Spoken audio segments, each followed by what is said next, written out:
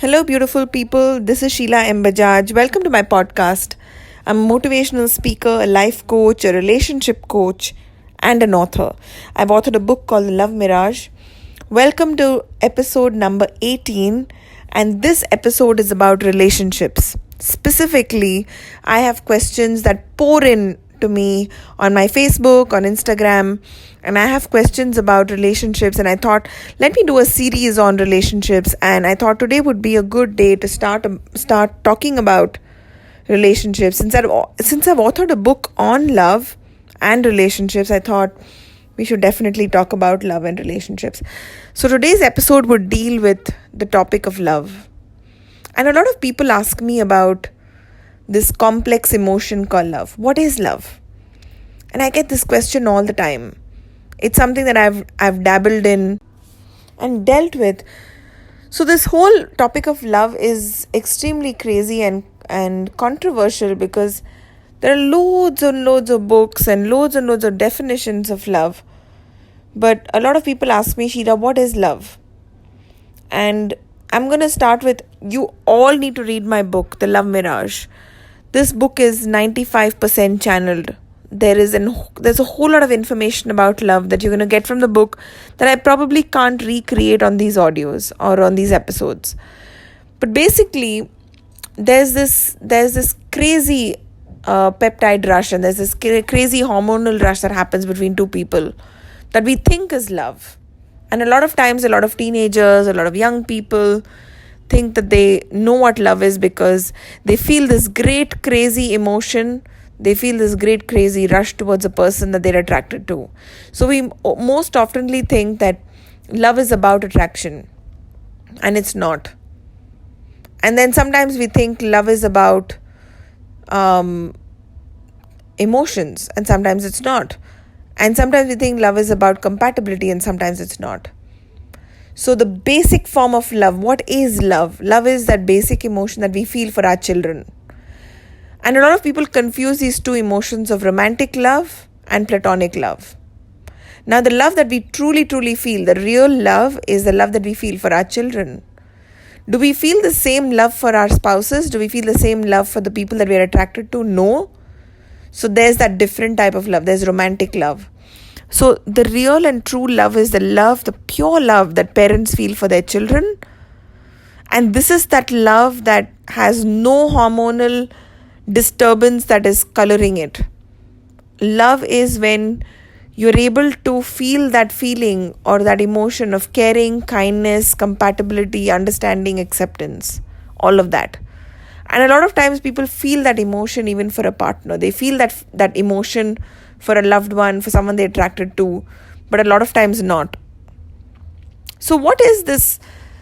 What is love in a marriage? What is love in a relationship? Because we really don't want to know more about love in platonic love or love for a child. Nobody wants to know about that because we anyway love our children and we anyway love our parents. So do we really want to dwell into that? But that is the pure love, and that is real love. But there is that something extra that we feel for our partner. So what is that? Love is that crazy emotion that we feel, which is attraction. There is a peptide rush. There is a hormonal rush that we feel for this person. There is chemistry. There's biology. There's a whole bunch of emotions. There is excitement. There is newness. There's all of that put together, and we think it's love. So basically, love is this whole chemistry that occurs before we realize that we love someone is actually a trap. Most people don't know it's a trap, but it's actually a trap. It's basically to make two people attracted to each other. And a lot of times people come to me and tell me that I'm so sure that this is the right person. And I tell them, live with that person for a year and then you'll know whether you really love that person. Love is when you can laugh together. Love is when you can, joke together, have common subjects that you agree on, when you can agree on certain ways of life, ways of living, when you're compatible, when you have this understanding with each other. Love is not really about only the chemistry. Most people think it's the chemistry, but it's not just about the chemistry. The chemistry is the trap that gets you two together. Most people think that when the chemistry is gone, the love is gone. No. The chemistry is just to get two people together. It's just a small little thing that sparks the love to come together. It's like when you meet someone and you feel that spark and it ignites something, it gets you two going, it gets the chemistry going, and then you kind of discover whether you're compatible or not. And after that, the journey starts. You get to know each other, you talk, you laugh, you cry, you fight, and then you realize whether you're really compatible with this person or not. A lot of times you're not, and sometimes you are. So a lot of times when you kind of connect and there's this deep foundation, this understanding, and then there's this free expression. Love is when you're able to be yourself with this person. Really, I'm telling you, I've been in relationships in my life, and I can tell you one thing for sure. If you can't be yourself with someone, even if you think they love you, they really don't love you. They love what you project yourself to be. And a lot of times that person is probably putting up a show, putting up a little, mask. And if you think you love that person, wait for that person to be themselves. Love is when you can actually allow yourself to be as ridiculous and as weird as you think you are, and when that person is okay with your weirdness. And a lot of times we think that we're okay with people's weirdness, and unless and until it gets into a commitment, you get married, then you go into role play of husband and wife, and then you experience this person's childishness and silliness, and the person being themselves, and then you realize that you're not able to accept the person for who they are. So lots of times the trouble in a marriage begins because two people, when they're dating, they actually project what they want to project in that relationship. No one shows their real insecurity, their fears, their anger, their tantrums. No one shows their real self in a relationship. And when you get married, you become complacent, you take that person for granted, you go into role play of husband and wife, and you're trying to fit into some role. Then there's a whole bunch of expectations, and then there's this, if you're being yourself, then the person says, hey, wait a minute, this is not how you used to be.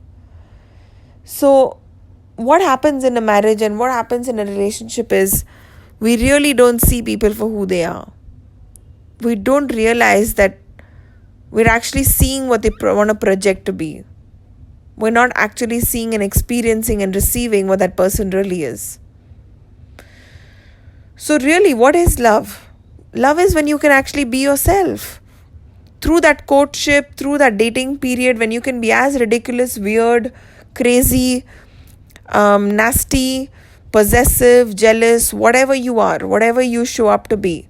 If you can be all of that without the fear of losing the person, that is you being yourself. And when that person is able to say, hey, I can deal with all of this, that is love. So love primarily is about acceptance. And I'm not going to say that acceptance with compromise, but acceptance with true acceptance. When I can look at my partner and say, I really love him and I can accept him for all the ridiculous things that he chooses to be. He can be childish, he can be ridiculous, he can be immature, and he can be completely playful, and I'm okay with that. He can be extremely serious or he can be moody, and I'm okay with that. So love is about letting the person be who they are and being in allowance of how they choose to be. It's not that, okay, you know what, right now he's childish, but I'm going to fix him and I'm going to make him mature, and then he'll be fit to be my husband, or then she's going to fit to be my wife. Do you accept the person for who they are? That's the first condition that I always tell people to run themselves through. That test. Are you okay with the person the way they are? So acceptance is the first test of love. Do you accept the person for who they are? If you don't, you're kidding yourself, you're fooling yourself, you're lying to yourself. Acceptance is the first key to love. A lot of times we don't accept our children for who they are. Trust me, then you want to control them to who you want them to be, and that's not love. Love is not control. Love is not making people the way you design them to be. It is not about fixing people. That is not love. Love is when you have a gay child and you can let them be gay.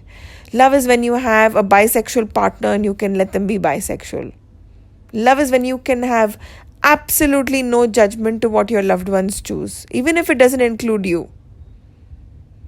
And I know that this is a crazy definition because it's going to take a lot of people out of whack and they're going to say, okay, I don't agree to this. And it's fine for you not to agree to it. But it's like really when you love your children and your children choose to find their happiness with a gay partner, you should be okay with it because love does not have some kind of a boundary or it does not have some kind of a rule or condition. If you have conditions, then your love is conditional. It is subject to this, and this. It's subject to your rules. So you've got to check whether, love in its pure form is okay with you or do you have conditions to love. That's the first thing you want to evaluate. And the first 3 thumb rules to love is acceptance, understanding, and compatibility. A lot of times we don't understand these concepts because we were never introduced to it. Do you accept that your partner for who they are? Do you understand them through all the ups and the downs and the tattoos and the blue hair and the pink hair and perhaps all the changes that they go through? Are you able to understand your partner through the changes they may go through in life? And are you able to understand them, accept them, and love them and be in allowance of whatever they choose? Sometimes we don't understand our partners for the choices they make. But can you just cut them some slack and give them the freedom to make their choices? Remember, love and relationships and marriage is really not a bonded slavery agreement. It is about sharing your life. But most people think, hey, listen, when we met, when I loved you and when we got married, you were like this. Which means basically, you don't have the room to change. You don't have the room to change. You don't have the room to evolve. Maybe you cannot even grow out of certain things. You were this. You promised to be that. So you basically have to be that for the rest of your life. It's like bonded labor. There is no freedom to be yourself in a marriage because people are going to hold you up and pull you up for what you're not being. There is this commitment of being a certain way that you have to be. And that's something that makes me extremely uncomfortable. I have to say, like this is my second relationship or my marriage, and I have to say that the allowance that I get to be myself is something that keeps me and my marriage healthy and happy. It's because you cannot force someone to be accepting. You cannot force someone to love you. You cannot force someone to adhere to certain rules. That's slavery. That is not love and that is not freedom. When you can set your partner free and still that person feels the same for you, that is pure love. It's because you've given that person the freedom. Go, find your wings to fly. It's fine. And then the person still loves you and cares for you. That is pure love because they came back to you. And that's one of the reasons why I love that old ancient saying, if you love someone, set them free. If they come back, they're yours. And if they don't, they never were. Because that's true for love, You got to set people free. Love is not about control. If you think that you're controlling your partner a bit too much, it's because your version or your definition of love is that you got to keep control. But love is not control. Love is the opposite of control. If you're controlling someone, you don't love them. So if you really feel that you love someone, let them go. Let them free. Set them free and see if they come back. If they don't, you should get your message loud and clear. Don't create a drama about it. You should know that they're not meant to be. So, recapping today's episode, we spoke a little bit about love, but we're going to dabble and dwell into the subject a little more in the next episodes. So, I'm going to see you in the next episode. For now, this is Sheelaa Bajaj signing off. And I hope this episode created some magic for you in your relationships and at least made you realize whether your relationship is about love or is it about control? Is it about acceptance, understanding, and compatibility? Or is it about my way or the highway? So think about it. This is just food for thought. Think about whether this relationship of yours is healthy or are you forcing it in a certain direction. The next episode number 19, we're going to talk about, there are lots of people who talk to me about marriage and relationships and cheating and extramarital relationships. So we're going to dabble a little more on that. For now, this is Sheelaa Bajaj signing off. Share this video with all your friends. Share it on Facebook, share it on Instagram, share it wherever you can, and spread the magic. Help me create a tsunami of change in people and in their lives. And write to me. Tell me what you feel about this episode. Sheelaa.com is where you can reach me on my Facebook page. I would love to hear from you. And I'll see you in the next episode. Bye-bye.